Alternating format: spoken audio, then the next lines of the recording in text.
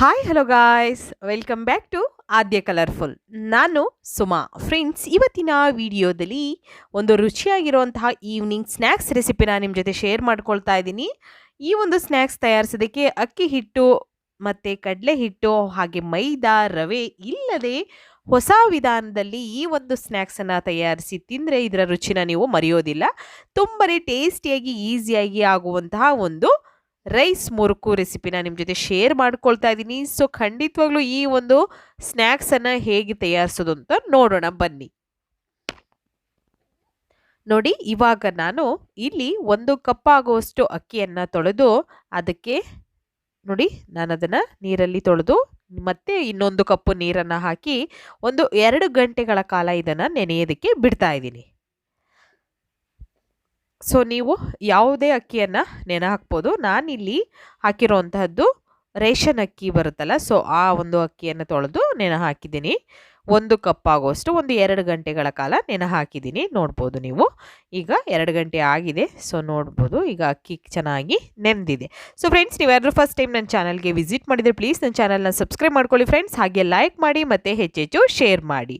Okay, ಈ ಒಂದು ಸ್ನ್ಯಾಕ್ಸನ್ನು ತಯಾರಿಸಿ ನೀವು 2 ರಿಂದ 3 ತಿಂಗಳವರೆಗೂ ಕೂಡ ಸ್ಟೋರ್ ಮಾಡಿ ಇಡ್ಬೋದು. ಅಷ್ಟೇ ಗರಿ ಗರಿಯಾಗಿ ಇರುತ್ತೆ. ಸೊ ಈಗ ಅಕ್ಕಿಯನ್ನು ತೊಳೆದ ನಂತರ ನೆನೆ ಹಾಕಿ ನಂತರ ಮತ್ತೆ ನಾನು ಈಗ ಒಂದು ಜಾರ್ಗೆ ಹಾಕ್ಕೊಳ್ತಾ ಇದ್ದೀನಿ. ನಾವು ನೆನೆಸಿರೋವಂಥ ಅಕ್ಕಿಯನ್ನು ಜಾರ್ಗೆ ಹಾಕೋಣ. ಸೊ ನಂತರ ಇದಕ್ಕೆ ಸ್ವಲ್ಪ ನೀರನ್ನು ಕೂಡ ಹಾಕ್ಕೊಂಡು ಗ್ರೈಂಡ್ ಮಾಡ್ಕೊಂಬರೋಣ. ನುಣ್ಣಗೆ ಇದನ್ನು ರುಬ್ಕೊಂಬರಬೇಕು. ಸ್ವಲ್ಪ ನೀರನ್ನು ಹಾಕ್ಕೊಳ್ಳಿ. ಜಾಸ್ತಿ ನೀರು ಒಂದೇ ಸಲ ಹಾಕೋದ್ರಿಂದ ಅಕ್ಕಿ ಅಷ್ಟು ಚೆನ್ನಾಗಿ ನುಣ್ಣಗಾಗೋದಿಲ್ಲ. ಸ್ವಲ್ಪ ನೀರನ್ನು ಹಾಕ್ಕೊಂಡು ನಾವು ನುಣ್ಣಗೆ ಇದನ್ನು ರುಬ್ಕೊಂಬರಬೇಕು.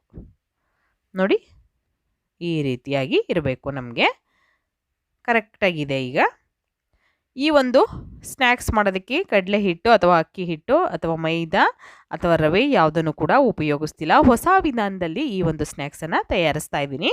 ನಂತರ ಇಲ್ಲಿ ಉದ್ದಿನ ಬೇಳೆ ತೊಗೊಂಡಿದ್ದೀನಿ ಫ್ರೆಂಡ್ಸ್. ಒಂದು ಅರ್ಧ ಕಪ್ ಆಗುವಷ್ಟು ಉದ್ದಿನ ಬೇಳೆ, ಅದಕ್ಕೆ ಅರ್ಧ ಕಪ್ ಆಗುವಷ್ಟು ನಾನು ಕಡಲೆಯನ್ನು ಹಾಕ್ಕೊಳ್ತಾ ಇದ್ದೀನಿ. ಫಸ್ಟು ಉದ್ದಿನ ಬೇಳೆಯನ್ನು ನಾವು 1 ಸೆಕೆಂಡ್ ಅಥವಾ 2 ಸೆಕೆಂಡ್ವರೆಗೂ ಅದನ್ನು ಫ್ರೈ ಮಾಡ್ಕೋಬೇಕು. ಸ್ವಲ್ಪ ಕಲರ್ ಚೇಂಜ್ ಆಗೋ ಹಾಗೆ ಉದ್ದಿನಬೇಳೆ ಫ್ರೈ ಮಾಡಿದ ನಂತರ ಕಡಲೆಯನ್ನು ಹಾಕ್ಕೊಳ್ಬೇಕು. ಕಡಲೆ ಹಾಕಿ 1 ಸೆಕೆಂಡ್ವರೆಗೂ ಅದನ್ನು ಹಾಗೆ ನಾವು ಫ್ರೈ ಮಾಡಿಕೊಂಡ್ರೆ ಸಾಕು. ಅದು ಕಲರ್ ಚೇಂಜ್ ಆಗೋವರೆಗೂ ಏನು ಅದನ್ನು ಬಿಡೋದು ಬೇಡ. ಓಕೆ, ಸೊ ಈಗ ಎರಡನ್ನೂ ಕೂಡ ಒಂದು ಮಿಕ್ಸಿ ಜಾರ್ಗೆ ಹಾಕ್ಕೊಳ್ಳೋಣ. ತಣ್ಣಗಾದ ನಂತರ ಹಾಕ್ಕೊಳ್ಬೇಕು. ಬಿಸಿ ಬಿಸಿ ಇದ್ದಾಗಲೇ ಹಾಕಬೇಡಿ. ಸ್ವಲ್ಪ ತಣ್ಣಗೆ ಮಾಡಿ ನಂತರ ಒಂದು ಜಾರ್ಗೆ ಹಾಕಿ ಇದನ್ನು ಪೌಡರ್ ಮಾಡ್ಕೊಂಡು ಬಂದಿದ್ದೀವಿ. ನೋಡ್ಬೋದು, ಈ ರೀತಿ ಕಡಲೆ ಮತ್ತು ಉದ್ದಿನ ಬೇಳೆಯ ಪೌಡರು ಎರಡೂ ಕೂಡ ರೆಡಿಯಾಗಿದೆ. ನಮಗೆ ಎರಡನ್ನೂ ಕೂಡ ಒಂದೇ ಜಾರ್ಗೆ ಹಾಕಿ ನಾವು ಪೌಡರ್ ಮಾಡ್ಕೊಂಡು ಬಂದಿದ್ವಿ. ಸೊ ಈಗ ಅದನ್ನು ಒಂದು ನಾನು ಬೌಲಿಗೆ, ಮಿಕ್ಸಿಂಗ್ ಬೌಲ್ ಇರುತ್ತಲ್ಲ, ಸೊ ಅದಕ್ಕೆ ಹಾಕ್ಕೊಳ್ತಾ ನಂತರ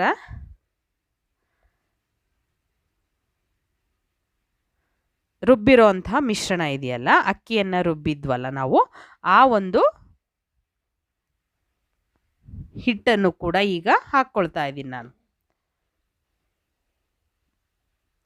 ಅಕ್ಕಿಯನ್ನು ರುಬ್ಬಿರೋ ಅಂಥ ಹಿಟ್ಟಿದೆಯಲ್ಲ ಅದನ್ನು ಕೂಡ ಹಾಕ್ಕೊಂಡಿದ್ದೀನಿ. ತುಂಬಾ ಈಸಿಯಾಗಿ ಮಾಡ್ಕೊಳ್ಬೋದು ಫ್ರೆಂಡ್ಸ್. ಇದು ನಿಮಗೆ ಸಂಜೆ ಹೊತ್ತು ಏನಾದರೂ ಸ್ನ್ಯಾಕ್ಸ್ ಬೇಕು ಅಂದಾಗ ಒಂದು ಸಲ ತಯಾರಿಸಿ ಇದನ್ನು ಇಟ್ಕೊಂಡು ಕೂಡ ನೀವು ದಿನ ತಿನ್ಬೋದು. ನಂತರ ನೋಡಿ, ಇವಾಗ ನಾನು ಇಲ್ಲಿ ಬಿಳಿ ಎಳ್ಳನ್ನು ಹಾಕ್ಕೊಳ್ತಾ ಇದ್ದೀನಿ. 1 ಸ್ಪೂನ್ ಆಗುವಷ್ಟು ಬಿಳಿ ಎಳ್ಳು ಹಾಕ್ಕೊಳ್ತಾ ಇದ್ದೀನಿ. ಹಾಗೆ ಕಾಳು ಮೆಣಸಿನ ಪುಡಿಯನ್ನು ಹಾಕ್ಕೊಳ್ತಾ ಇದ್ದೀನಿ. 1/4 ಟೀ ಸ್ಪೂನ್ ಆಗುವಷ್ಟು ಹಾಕ್ಕೊಂಡಿದ್ದೀನಿ. ರುಚಿಗೆ ತಕ್ಕಷ್ಟು ಉಪ್ಪನ್ನು ಕೂಡ ಹಾಕ್ಕೊಳ್ಳೋಣ. ನೀವು ಫ್ರೆಂಡ್ಸ್ ಬೇಕು ಅಂದರೆ ಕಪ್ಪು ಎಳ್ಳು ಕೂಡ ಹಾಕ್ಕೊಳ್ಬೋದು. ಬಿಳಿ ಎಳ್ಳು ಇದ್ದಿದ್ದರಿಂದ ನಾನು ಹಾಕ್ಕೊಂಡಿದ್ದೀನಿ. ನಿಮಗೆ ಕಪ್ಪು ಎಳ್ಳು ಬೇಕು ಅಂದರೆ ಕಪ್ಪು ಎಳ್ಳು ಕೂಡ ಹಾಕ್ಕೊಳ್ಳಿ. ಹಾಗೆ ಒಂದು ಅರ್ಧ ಸ್ಪೂನ್ ಆಗುವಷ್ಟು ಜೀರಿಗೆ ಪೌಡರ್ನ ಹಾಕ್ಕೊಳ್ತಾ ಇದ್ದೀನಿ. ಮತ್ತು ಒಂದು ಅರ್ಧ ಸ್ಪೂನ್ ಆಗುವಷ್ಟು ಬೆಣ್ಣೆಯನ್ನು ಹಾಕ್ಕೊಳ್ತಾ ಇದ್ದೀನಿ. ಬೆಣ್ಣೆ ಇದ್ದರೆ ಚೆನ್ನಾಗಿರುತ್ತೆ. ಬೆಣ್ಣೆ ಹಾಕಿದ್ರೆ ಈ ಒಂದು ಸ್ನ್ಯಾಕ್ಸಿಗೆ. ಸೊ ಇದ್ದರೆ ಉಪಯೋಗಿಸಿ, ಇಲ್ಲ ಅಂತಂದರೆ ಪರವಾಗಿಲ್ಲ, ಏನು ತೊಂದರೆ ಇಲ್ಲ. ನಂತರ ಈ ರೀತಿ ಮಿಕ್ಸ್ ಮಾಡ್ಕೊಳ್ಳೋಣ. ಬಿಸಿ ಕಾಯಿಸಿ ನೀವು ಬಿಸಿ ಎಣ್ಣೆನ ಹಾಕ್ಕೊಳ್ಬೋದು ಅಥವಾ ದಾಲ್ಡ ಇದ್ದರೆ ದಾಲ್ಡ ಹಾಕ್ಕೊಳ್ಬೋದು. ತುಪ್ಪ ಇದ್ದರೆ ಅಷ್ಟು ಚೆನ್ನಾಗಿ ಬರೋದಿಲ್ಲ. ಸೊ ಹಾಗಾಗಿ ತುಪ್ಪ ಏನು ಬೇಕಾಗೋದಿಲ್ಲ. ಅಕಸ್ಮಾತ್ ಹಾಕ್ಕೊಳ್ತೀವಿ ಅಂದರೆ ಹಾಕ್ಕೊಳ್ಬೋದು, ಏನು ತೊಂದರೆ ಇಲ್ಲ. ಈಗ ಮಿಕ್ಸ್ ಮಾಡ್ಕೊಳ್ಳೋಣ. ಹೀಗೆ ನಾನು ನೀಟಾಗಿ ಎಲ್ಲದೂ ಕೂಡ ನೀಟಾಗಿ ಮಿಕ್ಸ್ ಆಗೋ ಥರ ಮಿಕ್ಸ್ ಮಾಡಿದಿರಿ. ಈಗ ಸ್ವಲ್ಪನೇ ನೀರನ್ನು ಹಾಕ್ಕೊಳ್ತಾ ಹಿಟ್ಟನ್ನು ಕಲಿಸ್ಕೊಳ್ಳೋಣ. ಇದು ನಾನು ಮಾಮೂಲಿಯಾಗಿ ತೊಗೊಂಡಿರೋಂಥ ವಾರ್ಮ್ ವಾಟರು, ಅಂದರೆ ನಾವು ಬಳಸೋವಂಥ ನೀರು, ಬಿಸಿ ನೀರಲ್ಲ. ಓಕೆ. ಸೊ ಈಗ ಈ ನೀರನ್ನು ಸ್ವಲ್ಪ ಸ್ವಲ್ಪನೇ ಹಾಕ್ಕೊಳ್ತಾ ಹಿಟ್ಟನ್ನು ಕಲಿಸ್ಕೊಳ್ತಾ ಇದ್ದೀನಿ. ಹೀಗೆ ಕಲಿಸ್ಕೊಳ್ಳೋಣ.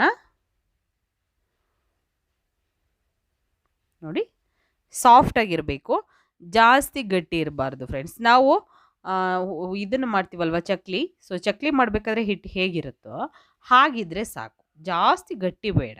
ಓಕೆ, ಕೋಡ್ಬಳೆ ನಾವು ಚಕ್ಲಿ ಮಾಡಿದಾಗ ಹೇಗೆ ಉಪಯೋಗಿಸ್ತೀವೋ ಅಷ್ಟಿದ್ರೆ ಆಗುತ್ತೆ. ಈಗ ನೋಡಿ, ಹಿಟ್ಟು ರೆಡಿಯಾಗಿದೆ. ಈ ರೀತಿಯಾಗಿ ರೆಡಿ ಮಾಡಿರುವಂಥ ಹಿಟ್ಟನ್ನು ನಾನು ಸ್ವಲ್ಪ ನೋಡ್ಬೋದು ಎಷ್ಟು ಸಾಫ್ಟಾಗಿದೆ ಅಂತ. ನೋಡಿದ್ರೆ ನಿಮಗೆ ಗೊತ್ತಾಗುತ್ತೆ. ಈಗ ನಾವು ನೋಡಿ, ಈ ಥರ ನಾನು ಖಾರದ ಒಂದು ಬಿಲ್ಲೆ ಇರುತ್ತಲ್ವಾ ಚಕ್ಲಿ ಒಳ್ಳಿಗೆ, ಸೊ ನಾನು ಈಗ ಹಾಕ್ಕೊಳ್ತಿದ್ದೀನಿ. ಹಿಟ್ಟನ್ನು ಸ್ವಲ್ಪ ತಗೊಂಡು ಚಕ್ಲಿ ಒಳ್ಳಿಗೆ ಹಾಕ್ಕೊಳ್ಳೋಣ.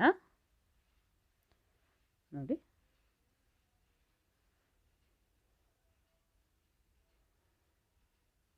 ಈ ರೀತಿಯಾಗಿ ಫುಲ್ಫಿಲ್ ಮಾಡ್ಕೊಳ್ಳೋಣ. ಸೊ ಫ್ರೆಂಡ್ಸ್, ನನ್ನ ಇನ್ನೊಂದು ಯೂಟ್ಯೂಬ್ ಚಾನಲ್ ಕೂಡ ಇದೆ, ಆದ್ಯ ಸಿಂಪಲ್ ರಂಗೋಲಿ ಅಂತ. ಸೊ ನಿಮಗೆ ಬೇಕಾಗಿರುವಂಥ ಒಂದು ಸಿಂಪಲ್ ಆಗಿರುವಂಥ ರಂಗೋಲಿ, ಮತ್ತು ನೀವು ಒಂದು ಫಂಕ್ಷನಿಗೆ ಅಥವಾ ಹಬ್ಬಗಳಿಗೆ ಹಾಕುವಂಥ ರಂಗೋಲಿಗಳು, ಎಲ್ಲ ರಂಗೋಲಿಗಳು ಕೂಡ ಸಿಗ್ತಾವೆ ಅದರಲ್ಲಿ. ಖಂಡಿತ ಯಾರು ನೋಡಿಲ್ಲ ಅಂದರೆ ದಯವಿಟ್ಟು ನೋಡಿ. ಇಷ್ಟ ಆದರೆ ಚಾನಲ್ನ ಸಬ್ಸ್ಕ್ರೈಬ್ ಮಾಡ್ಕೊಳ್ಳಿ. ಡಿಸ್ಕ್ರಿಪ್ಷನಲ್ಲಿ ನಾನು ಆ ಚಾನಲ್ ಲಿಂಕನ್ನು ಹಾಕಿರ್ತೀನಿ. ಖಂಡಿತವಾಗ್ಲೂ ಒಂದ್ಸಲ ಚೆಕ್ ಮಾಡಿ. ಇಷ್ಟ ಆದರೆ ಸಬ್ಸ್ಕ್ರೈಬ್ ಮಾಡಿಕೊಂಡು ವಿಡಿಯೋನ ನೋಡಿ ಫ್ರೆಂಡ್ಸ್. ಓಕೆ, ಸೊ ಈಗ ನೋಡಿ ಫುಲ್ ಮಾಡಿಕೊಂಡೆ ನಾನು. ನಂತರ ನೋಡ್ಬೋದು ಇಲ್ಲಿ ಈ ರೀತಿ ನಾವು ಪ್ರೆಸ್ ಮಾಡ್ಕೋಬೇಕು. ಚಕ್ಲಿ ಒಳ್ಳಿಗೆ ನಾನು ಹಾಕ್ಕೊಂಡಿದ್ದೀನಿ.